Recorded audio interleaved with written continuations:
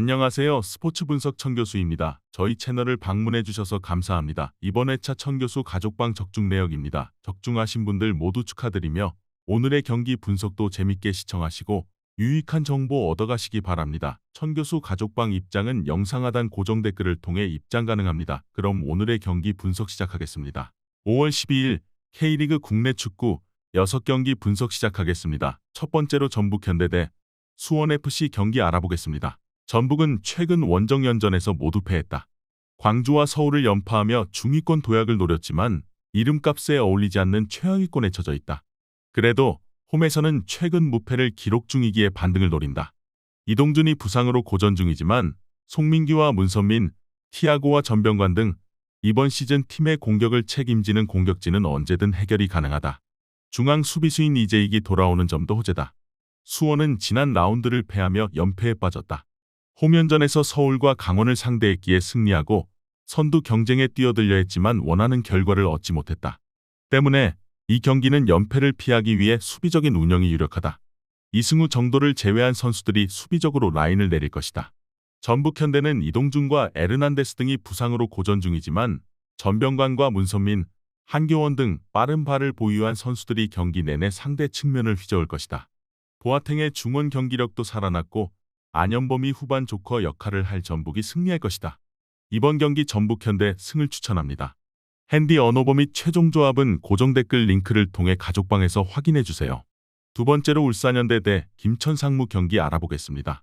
울산은 지난 라운드 서울 원정에서 터진 아담의 골로 승리하고 포항을 맹추격했다. 한 경기를 덜 소화했기에 실질적인 승점 차이는 없다고 봐도 된다. 4월 최고의 선수였던 조현우가 골문을 완벽하게 지키고 있기에 실점이 적은데 김영권과 황석호 등 베테랑 수비수들의 존재감도 확실하다. 서령우가 수술로 2달 정도 이탈하지만 이명재와 심상민, 윤일로까지 공백을 메울 카드는 질비하다. 김천은 최근 2경기에서 승점 2점 추가에 그치며 3위로 추락했다. 리그 선두로 올라간 시기도 있었고 최근 5경기에서 2승, 3무의 무패 행진 중이지만 포항과 울산의 승점 획득을 넘지 못했다. 그래도 무패 기간 동안 4차례나 클린시트에 성공한 수비 안정감이 좋다. 정치인과 김대원 등 빠른 발로 상대 수비를 공략하는 윙어진의 경기력도 크게 올라온 상태다. 울산현대는 이동경의 입대와 서령우의 부상 이탈이 있지만 워낙 선수단 구성에 강점이 있기에 큰 문제는 아니다. 김봉수와 김민덕 등 사이즈가 좋은 원정팀 중앙수비 상대로 아담과 주민규가 전후반 내내 피지컬로 두드릴 수 있고 루빅손과 엄원상이 측면에서 기회를 제공할 울산이 승리할 것이다. 이번 경기 울산현대 승을 추천합니다.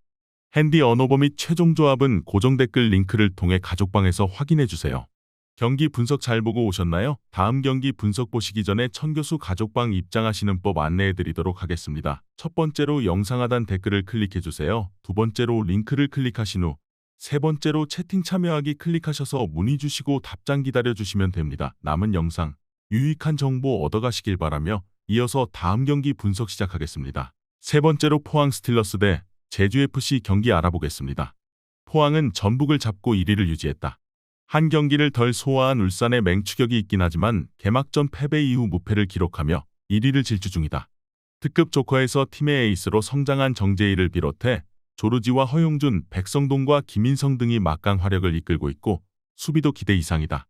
오베르단이 징계를 마치고 지난 라운드에 돌아왔기에 중원도 안정적이다. 제주는 지난 라운드 홈경기에서 김태환의 골로 대구를 잡았다. 김천전을 시작으로 연패가 길어지며 하위권 추락을 앞두고 있었는데 홈에서 분위기를 전환했다. 그러나 서진수와 헤이즈 등 김학범 감독이 기대를 걸고 있는 공격수들이 미니 슬럼프를 벗어나지 못하고 있고 조나탄이 상대의 집중 견제에 좋은 위치에서 볼을 점유하지 못하고 있다. 제주는 최근 원정 2경기에서 나란히 멀티 실점을 하며 패했다. 이탈로의 중원 존재감이 그리 크지 않았는데 오베르단과 한찬이 김종우를 내세울 포항 상대로 원하는 경기를 하기 어렵다.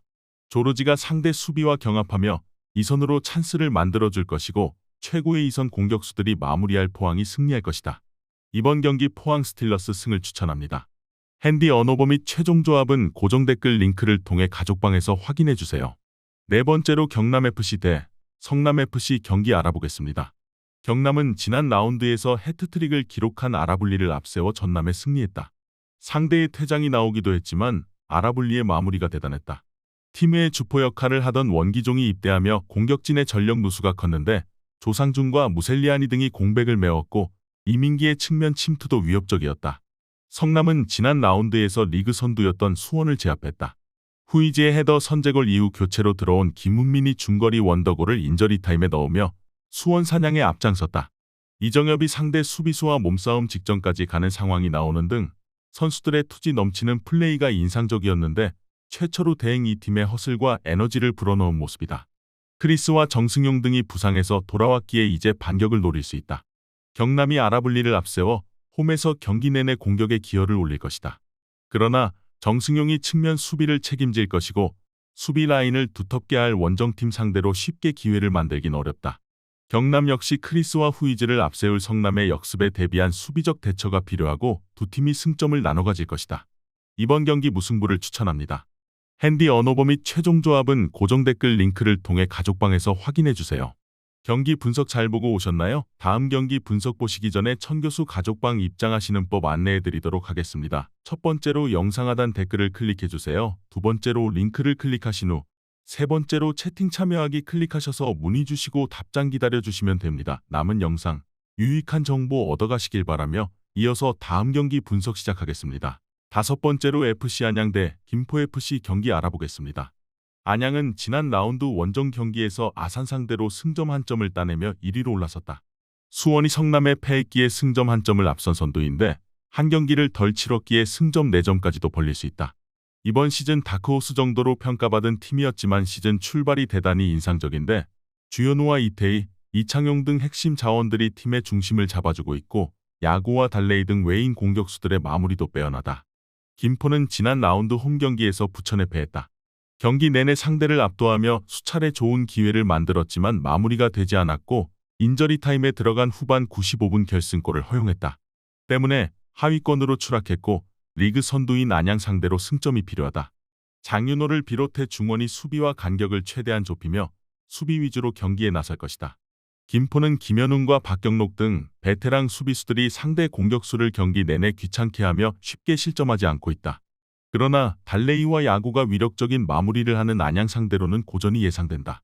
주현우의 지원도 있을 안양이 승리하고 선두를 지킬 것이다. 이번 경기 FC 안양 승을 추천합니다.